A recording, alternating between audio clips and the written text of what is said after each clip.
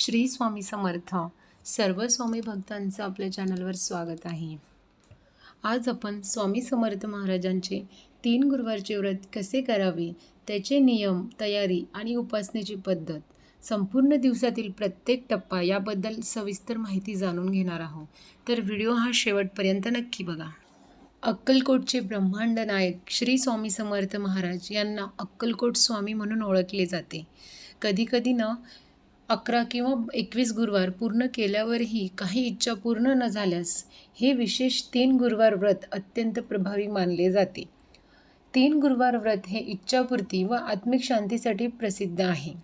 या व्रताचा मुख्य हेतू म्हणजे स्वामींवर अखंड श्रद्धा आणि निस्वार्थ भाव ठेवणे हाच होतो. म्हणूनच आपण आजच्या या व्हिडिओमध्ये स्वामी समर्थ महाराजांच्या 3 गुरुवार व्रतांचे संपूर्ण तपशील जाणून घेणार आहोत. बघा, हे व्रत केवळ इच्छा पूर्ण करण्यासाठी नसून तर आपल्या मन, शरीर आणि आत्म्याला सुद्धा शुद्ध करणारे आहे. श्रद्धा, संयम आणि नियम पाळले तर हे व्रत अत्यंत प्रभावी ठरते.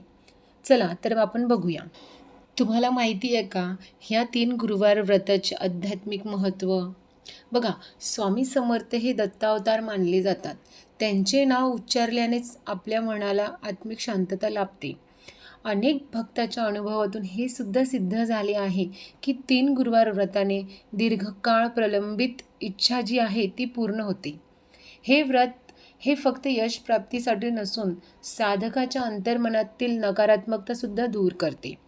व्रत करताना मनामध्ये निष्काम भाव ठेवणे आवश्यक आहे. फक्त फळासाठी नाही तर आत्मशुद्धीसाठी हे व्रत करावे. हे व्रत सुरू करण्याआधी काही संकल्प व नियम आहेत. बघा, पहिल्या गुरुवारी सकाळी स्वामी समर्थांच्या प्रतिमेसमोर बसून आपल्याला संकल्प घ्यायचा आहे की मी पूर्ण श्रद्धेने 3 गुरुवार हे व्रत करीन, नियम पाळून हे व्रत पूर्ण करीन. संपूर्ण व्रत काळामध्ये मांसाहार, मद्यपान, तिखट, लसूण, कांदा याचा मी त्याग करेन आणि राग, मत्सर, नकारात्मक बोलणे यावर सुद्धा मी नियंत्रण ठेवेल. शक्य तितके मौन पाळावे किंवा कमीत कमी बोलावे. पहिला गुरुवारी म्हणजे जो सुरुवातीचा पहिला दिवस आहे, ज्या दिवशी आपण व्रताची सुरुवात करणार आहोत, त्या दिवशी सकाळी लवकरच उठून स्नान केल्यानंतर आपल्याला पांढरा किंवा पिवळा शुभ रंगाचा वस्त्र परिधान करायचे आहे आणि स्वामी महाराजांच्या मूर्तीसमोर बसून आपल्याला आसन घालून बसायचे आहे आणि दिवा लावायचा आहे. त्यानंतर आपल्याला ओम श्री स्वामी समर्थाय नमः या मंत्राची किमान 11 माळी आपल्याला जप करायचा आहे. त्यानंतर बघा, स्वामी समर्थ स्तवन किंवा दत्तस्तोत्र याचे सुद्धा आपल्याला पठण करायचे आहे. हे झाल्यानंतर आपल्याला बघा संध्याकाळी आणि सकाळी आपल्याला महाराजांची आरती करायची आहे आणि आरती झाल्यानंतर बघा आरती झाल्यानंतर महाराजांना नैवेद्य द्यायचा आहे. आता नैवेद्यामध्ये बघा गुळपोळी आणि फळे आपल्याला द्यायची आहेत आणि दिवसभर आपल्याला सात्विक आहार घ्यायचा आहे. म्हणजे आपण उपवास करणार आहोत तर आपल्याला उपवासामध्ये साधी फळे खायची आहे. दुसरं म्हणजे अति सेवन आपल्याला जेवणाची टाळायची आहे. उपवास असल्यामुळे आपण थोडाफार फलाहार घेऊ शकतो. हे झाले पहिल्या गुरुवारचे.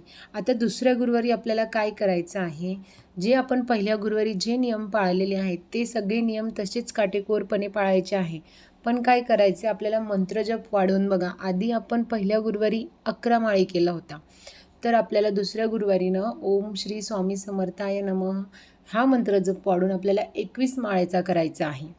आणि ह्या काळामध्ये बघा गुरुवारी म्हणा दिवसभर नामस्मरणात राहायचं आहे. मनामध्ये श्री स्वामी समर्थ, श्री स्वामी समर्थ अगदी मनापासून सतत हा जप आपल्याला चालू ठेवायचा आहे. मनात कुठलीही नकारात्मकता आली ना तर स्वामींच्या नामस्मरणाने तिला शांत करायचं आहे. संध्याकाळी आरतीनंतर उदी व प्रसादाचे वाटप करायचे आहे. त्यानंतर येतो तिसरा गुरुवार. बघा, तिसरा गुरुवार आपल्याला पूर्णतः व कृतज्ञता व्यक्त करायची आहे. मागील दोन्ही गुरुवारप्रमाणे आपल्याला शुद्धतेनेच दिवसाची सुरुवात करायची आहे. आणि आता बघा, पहिल्या गुरुवारी आपण 11 माळेचा जप केलेला, दुसऱ्या गुरुवारी आपण 21 माळेचा जप केलेला. आता तिसऱ्या गुरुवारी आपल्याला काय करायचं आहे? मंत्रजप हा 31 माळ किंवा शक्य तेवढा जास्त करायचा आहे.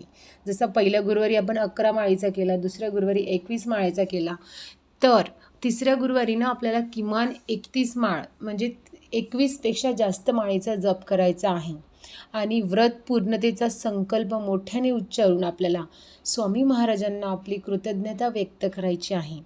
दिवसातून जेवढा वेळ मिळेल तेव्हा दत्त महाराजांचा जपसुद्धा आपल्याला करायचा आहे.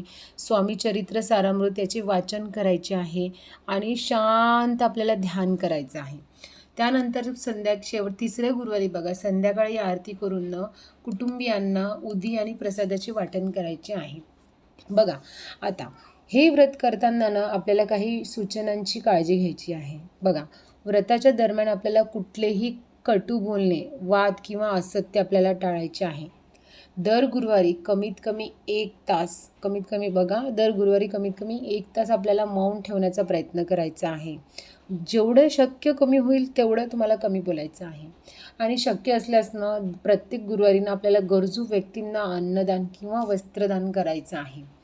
व्रत चालू असताना आपल्या घरामध्ये अतिशय स्वच्छता राखणे हे फारच आवश्यक आहे.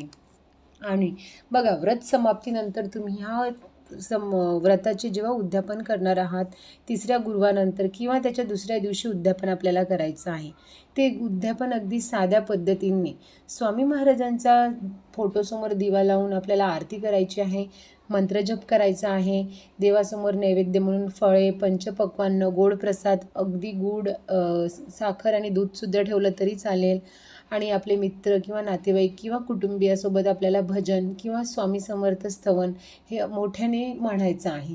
शक्य असल्यास आपल्याला ह्या दिवशी अन्नदान करायचं आहे किंवा गरीब विद्यार्थ्यांना जे अनाथ आश्रम वगैरे असतात तिथे जाऊन आपल्याला वह्या पुस्तक लहान मुलांना तिथे जाऊन आपल्याला हे दान करायचं आहे. त्यामुळे काय होतं, आपण जो व्रत केलेला आहे त्याचे फल आपल्याला अधिक मिळते. पण जर आपण मनामध्ये फळाची अपेक्षा ठेवून जर हे व्रत करत असणार तर ते काहीच फायद्याचं नाही. अतिशय मनाने आणि पवित्र भावनेने जर आपण हे व्रत करत असणार तर आपल्याला याचे फळ मिळणार आहे आणि जी इच्छा तुमची मनात आहे ती नक्कीच पूर्ण होणार आहे. कारण व्रत केल्याने मनशांती, आत्मविश्वास व सकारात्मक ऊर्जा वाढते. आपल्या आयुष्यामध्ये जे काही जुने अडथळे, मानसिक तणाव असेल तो सुद्धा कमी होतो. शरीरातील आपल्या आळस आणि नकारात्मकता कमी होऊन आपली जी कार्यक्षमता आहे ती सुद्धा वाढते. श्रद्धा, संयम व सेवाभाव वाढतो आणि हाच ह्या व्रताचा खरा हेतू आहे. मित्रांनो, स्वामी समर्थ महाराजांचे हे 3 गुरुवार व्रतसुद्धा श्रद्धा, नियम आणि सातत्य यावर आधारित आहे. इच्छापूर्ती ही एक बाजू असली तरी खरा लाभ म्हणजे अंतःकरणातील शुद्धता आणि मानसिक बळ आहे. तर आपण जर हे व्रत निष्ठेने पाळले तर स्वामी समर्थ महाराजांची कृपा तुम्हाला नक्कीच लाभणार आहे. व्हिडिओ आवडला असल्यास व्हिडिओच्या शेवटी लाईक, शेअर, कमेंट करायला विसरू नका आणि श्री स्वामी समर्थ लिहायला विसरू नका. श्री स्वामी समर्थ.